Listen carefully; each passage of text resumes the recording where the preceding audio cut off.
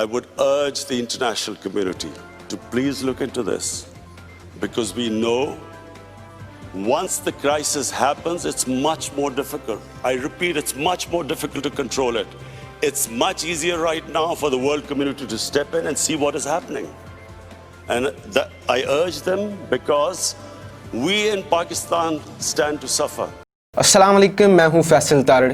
दोस्तों, वज़ीर आज़म इमरान खान ने जिनेवा में आलमी रिफ्यूजी कॉन्फ्रेंस से खिताब किया है, जिसमें तुर्की के सदर तैयब उर्दगान भी मौजूद थे।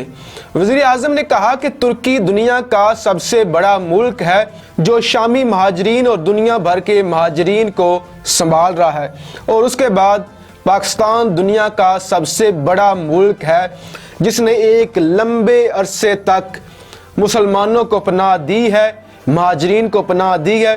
हम तकरीबन 40 लाख अफ़गानियों को पिछले 40 साल से पनाह दे रहे हैं। हम अफ़गानियों को बर्दाश्त कर रहे हैं, हालांकि वो हमारे साथ नमक हरामी करते हैं, हम पे हमले करते हैं, दुश्मन के हाथों में खेलते हैं, और हर वक्त वो कोई भी मौका हाथ से नहीं जाने देते।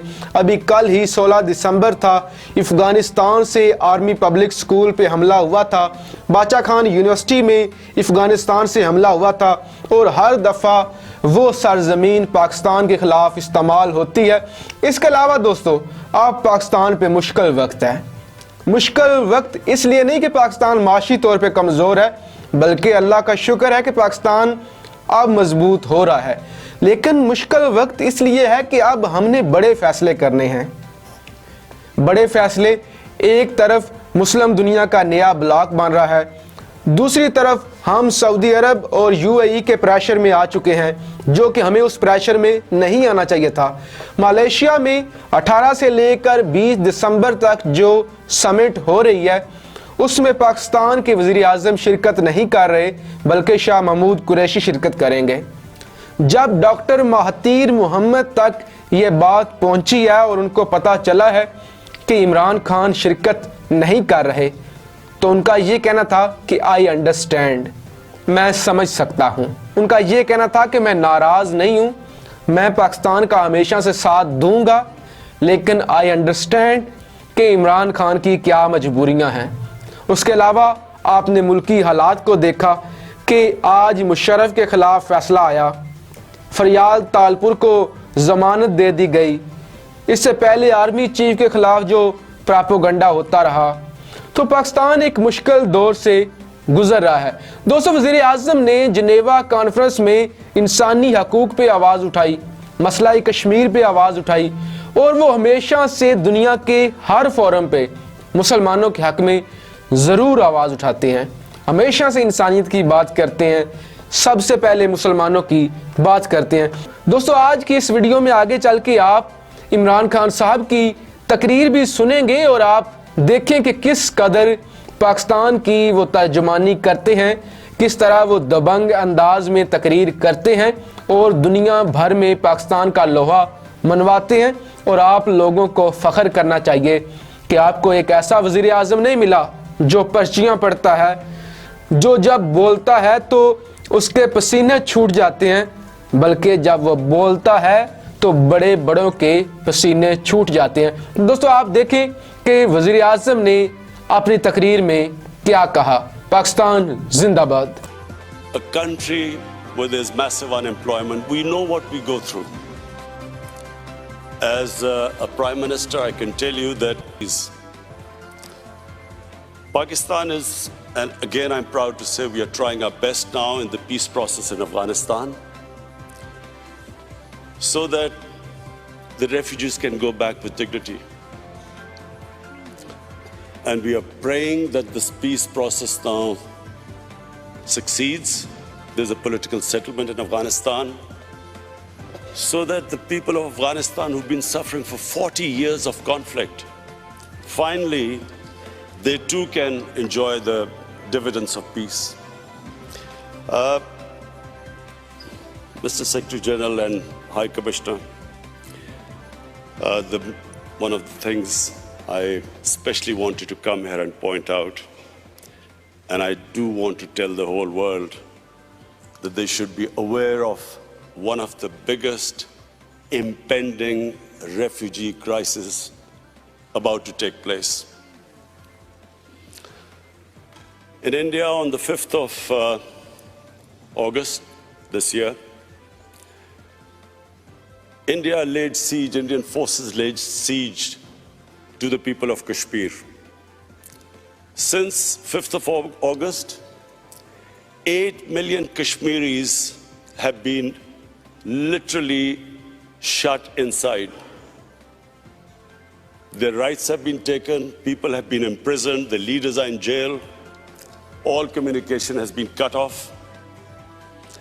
But the most important thing which the world needs to understand is that the professed aim is to change the demography of Kashmir from a Muslim majority to a Muslim minority.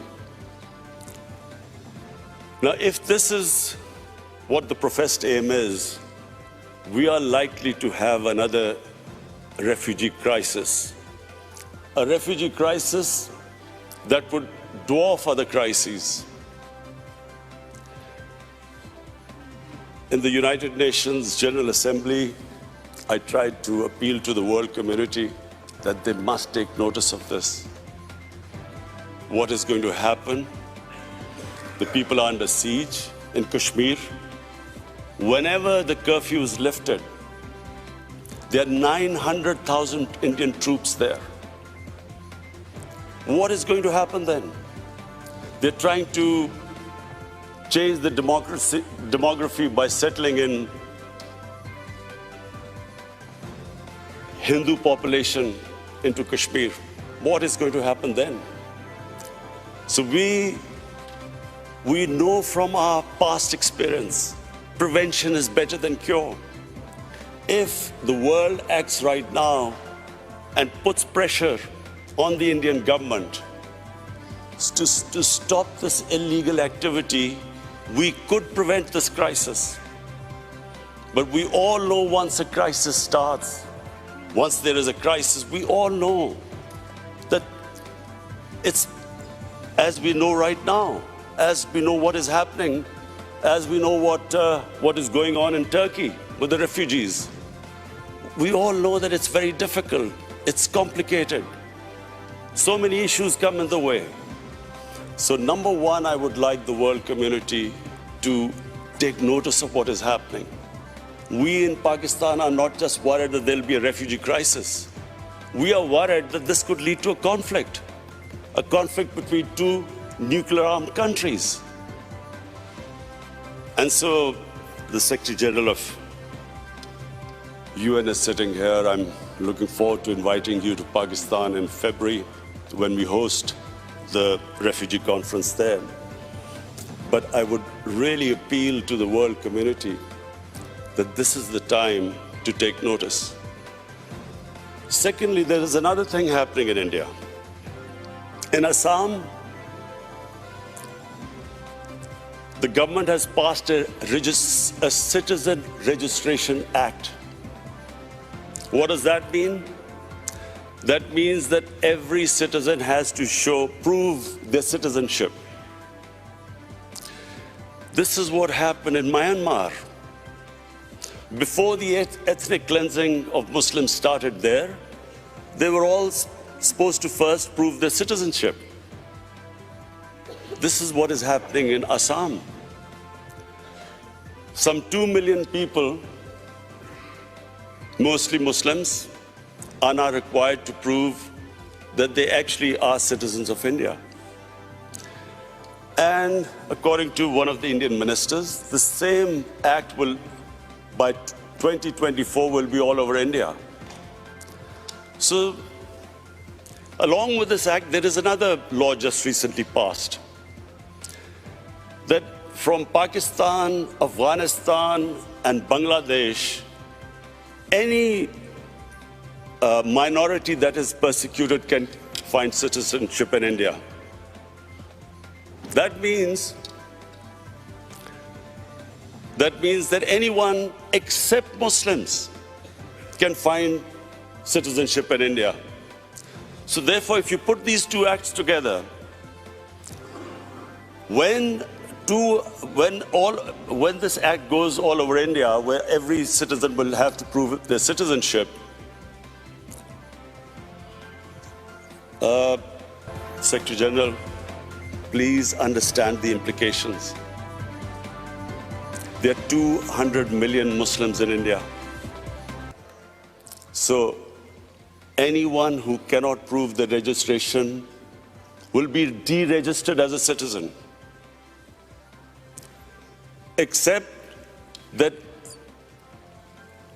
all other religious minorities, Hindus, Sikhs, Christians, they can come back and seek asylum in India, so they will get citizenship, but not Muslims.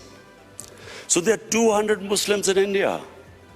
If 2 or 3% of them cannot prove their citizenship, where will they go? So this is another thing.